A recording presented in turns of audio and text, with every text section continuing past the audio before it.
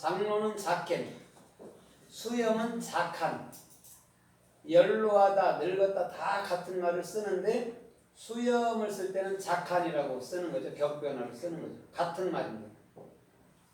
그래서 오늘은 수염을 깎으라 이런 제목으로 작한. 오늘 작한이라는 자인은 뭐라고 그랬어요? 말씀의 검인, 성령의 검인 곧 말씀이라고 했죠. 에베소 6장 17절에. 그러면 그걸 무기라고 이 사람들 번역했고 칼이라고 번역을 했단 말입니다. 근데 근본은 뭐였어요? 말씀이죠. 말씀. 그래서 말씀을 군인이 수행하는 거예요. 그래서 육적으로도 군인들은 가서 막 싸우죠. 전투하죠. 그죠? 그래 똑같은 거예요. 그래서 전투에서 그 전쟁에서 승리함으로 그 땅을 차지해 오는 거죠. 그것이 자인이란 말이에요. 그럼 말씀을 가진 자가 말씀을 갖지 못한 자들이나 육적인 사람들에게 어떻게 해줘? 말씀을 증거해서 그들을 영 안으로 데리고 온다는 것이 자인이라는 말이란 말이죠. 그 다음에 그 자인이라는 말, 말씀의 그 명령을 수행하고 난 이후에는 뭐가 되죠? 반드시 받아들이게 될 때 소망이 되죠. 그리스도의 소망이 갖게 되는 거잖아요. 전혀 내가 죽으면 어떻게 될지도 모르고 또 천국이 있는지 지옥이 있는지도 모르는데 그것을 정확히 알려줄 때에 그것을 마음으로 가졌을 때 그것을 호프라는 소망을 가졌다라고 얘기하는 거예요. 그 다음에 세 번째는 눈이죠. 눈은 물고기인데 물고기 예수 그리스도가 어떻게 되는 거죠? 그 안에 규정되는 거예요. 우리는 그거를 위해서 수염이라는 수염을 깎아버린 것이고 수염이라는 작한은 반드시 어떻게 되죠? 나의 모든 것들이 제거될 때에 나의 모든 생각들이 제거될 때에 우리는 어느덧 영의 사람, 영에 속한 사람이 돼서 장로가 돼서 교회를 치리하든 사회를 치리하든 그런 사람이 된다는 것이죠. 그것을 수염, 작한이라고 말을 한단 말이에요.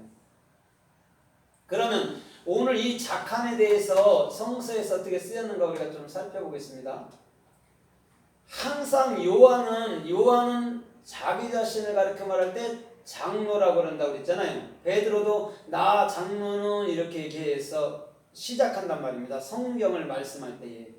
그러면 내가 지금 하나님의 명령을 너희에게 어떻게 한다고요? 너희에게 규정시켜 줄 거야. 이것이 편지란 말이에요. 그래서 사도 바울은 13서신을 기록했고 그 베드로는 성경을 기록한 거 있어요? 없어요? 있죠?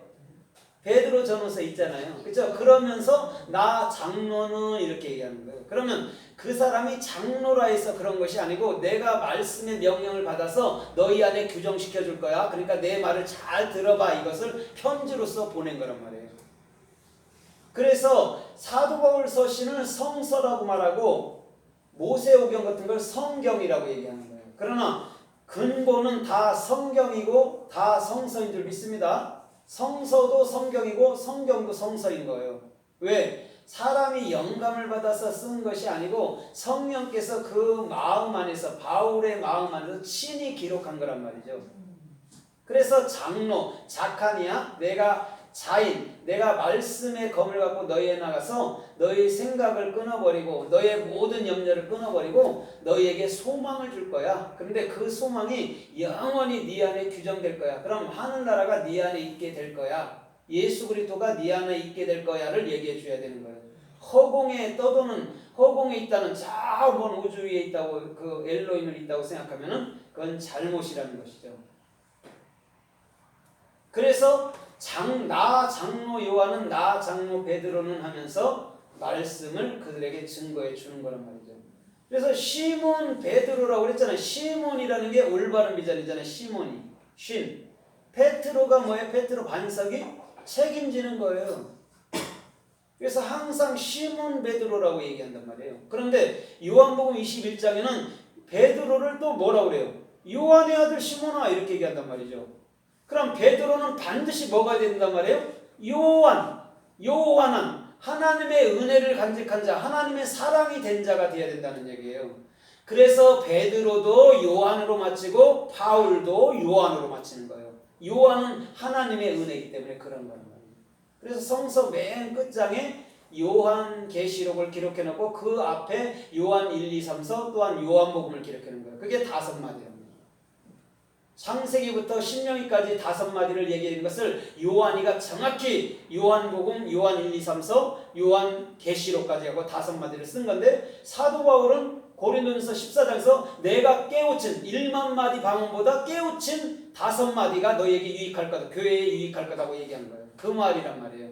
그럼 우리가 신명기서를 읽든 출애굽기를 읽든 레위기서를 읽든 뭘 봐야 되냐면, 예수로 마치고 그리스도로 넘어오는 것이 이게 율법이고 이게 복음이구나를 알아야 되는 거예요. 그걸 지켜 사는 게 아니고 그것을 깨달아서 내 마음에 가져야 되는 거죠.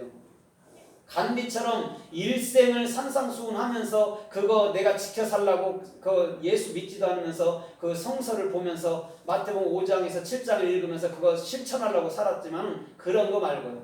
깨우쳐서 마음으로 가져야 되는 거죠. 이 육체는 예수와 함께 죽는 거구나, 그 행위는. 그 다음에 그리스도라는 은혜로서 이제는 이 성경이 내 안에서 성경책으로 서서 내 안에서 뚜렷이 살아가게 만들어 가는 것이구나를 알아야 되는 거죠. 그래서 이 성경 66권은 다 죽어 있잖아요. 지금 싹 누워서 있잖아요. 쭈르르. 이것을 살려서 66권이라는 전체 성경을 살려서 여러분들 마음속에 이 스템이 뚜렷이 세워야 되는 거예요. 그게 갈보리산의 십자가고 그게 에덴 동산의 생명나무였다는 거예요. 이 말씀을 생명으로, 말씀, 생명과일, 사랑의 말, 은혜의 말로 알지 아니하면요, 이것은 내게 독이 되는 거예요. 성경은요. 지켜 살아야지가 아닌 거예요. 이건 우리가 가져서 내가 생명책이 돼야 되는 거죠. 살아있는 생명책. 그래, 죽은 자는 다 누워있잖아요. 근데 산자는 서서 일어나잖아요. 그럼 죽어있는 이 활자들을 66권의 그 3만 몇 구절의 활자들을 마음으로 붙어서 다 깨달아서 세워놔버려야 되는 거죠. 그래서 우리가 성경책이라고 그러는 거예요. 아멘. 그래서 요한계시록 20장에도 너희가 생명책에 기록된 자 이렇게 얘기하는 거예요. 그러면서 요한계시록 19장에는 뭐라고 그러죠? 너희가 말씀이야. 19장 8절은 그러잖아요. 이름을 송명수라고 얘기하잖아요. 너희가 말씀들이야 라고 얘기해 주는 거예요. 우리가 말씀이잖아요. 우리가 알아야 생명책이 돼야 우리가 말씀들 아닙니까? 그죠? 그게 되지 못하면 여기서 조금 저기서 조금 이렇게 하다가 다 이단에 먹히고 마는 거예요. 이단 신천지보다 더한 게 또 안 나타날까요? 나타나죠. 참들이 아니니까. 그죠? 종교는 그래서 끊임없이 싸우는 거예요. 죽을 때까지.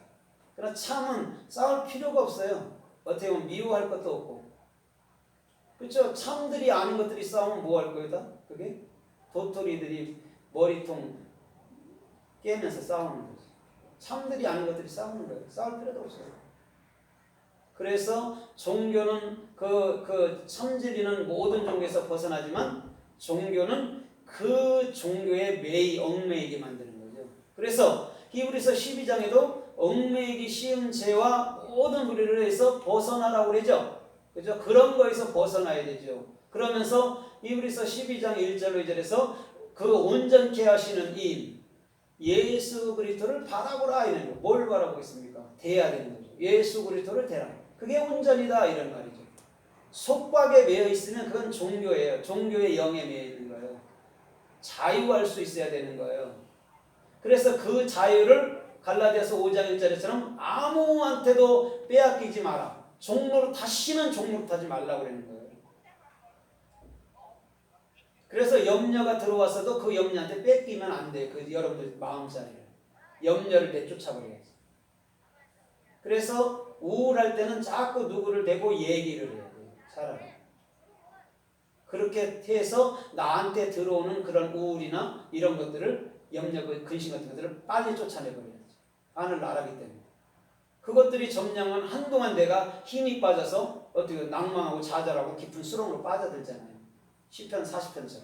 그런데 반석 위에 서서 오늘도 주님을 찬송할 수 있고 오늘도 감사할 수 있는 그런 중심이 되어야 됩니다.